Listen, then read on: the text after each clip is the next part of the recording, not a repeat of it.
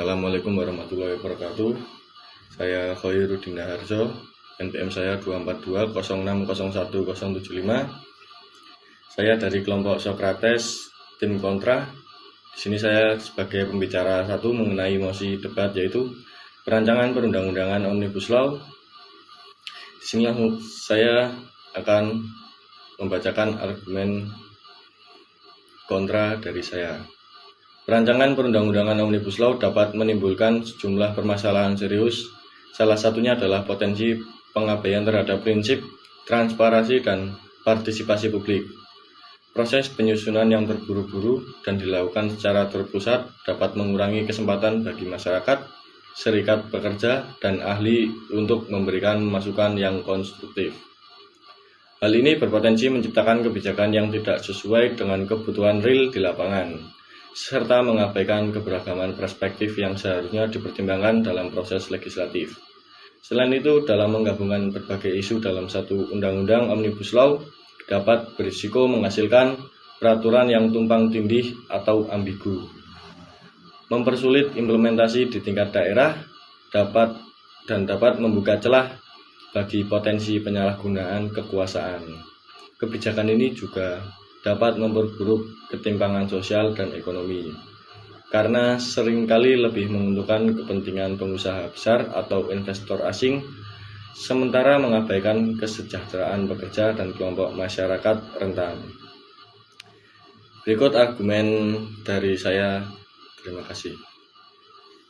Wassalamualaikum warahmatullahi wabarakatuh. Assalamualaikum warahmatullahi wabarakatuh. Perkenalkan, saya Titan Higora dari kelompok Sokrates tim kontra.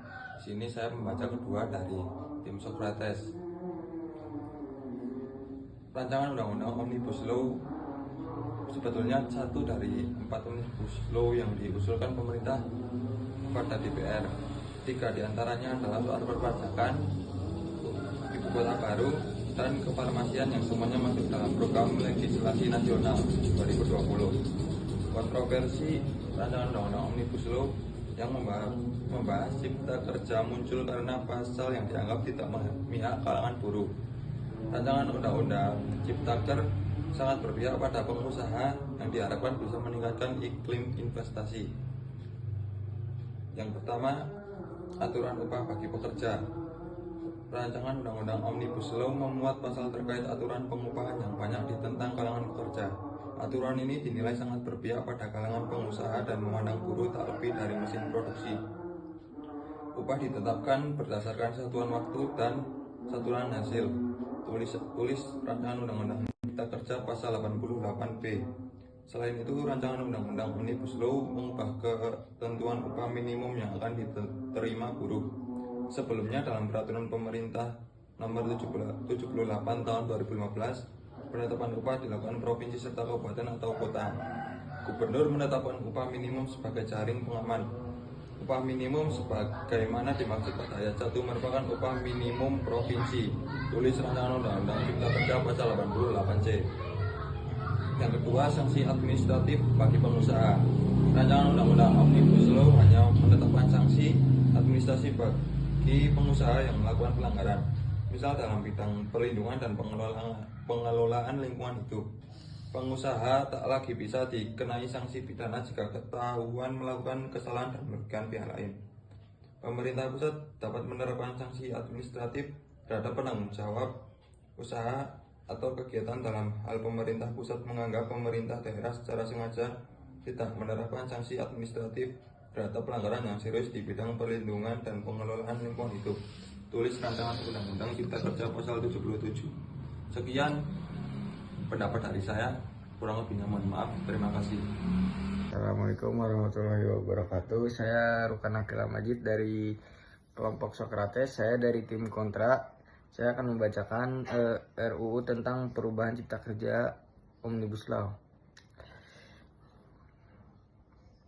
Di Indonesia, konsep Omnibus Law digunakan untuk merampingkan regulasi dan memperbaiki iklim investasi serta menciptakan efisiensi dalam birokrasi. Undang-Undang Cipta Kerja UU Nomor 6 Tahun 2023 adalah contoh utama penerapan Omnibus Law di Indonesia.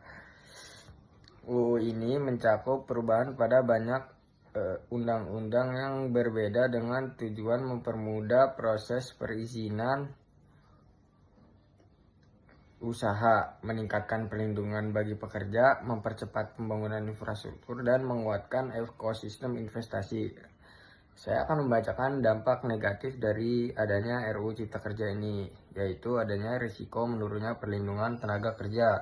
Ada kekhawatiran dari banyak lapisan masyarakat terkait Omnibus Law, khususnya yang kini diturunkan melalui UU Cipta Kerja. Salah satunya adalah PHK yang lebih mudah. Beberapa pihak berpendapat bahwa Omnibus Law lebih mengutamakan kepentingan investor daripada hak-hak para pekerja. Banyak yang berpendapat bahwa beberapa ketentuan dalam UU Cipta Kerja dapat melemahkan perlindungan terhadap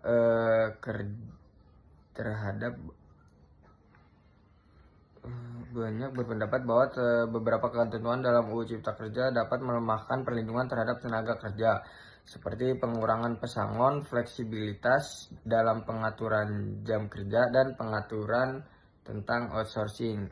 Sekian dari saya. Assalamualaikum warahmatullahi wabarakatuh. Jadi kesimpulannya dari kelompok kami yaitu kelompok kami tetap berpegang teguh pada kontra terhadap rancangan undang-undang Omnibus Law ini, dikarenakan rancangan undang-undang Omnibus Law ini berpihak kepada pengusaha-pengusaha besar dan merugikan bagi para buruh yang bekerja. Sekian dan terima kasih.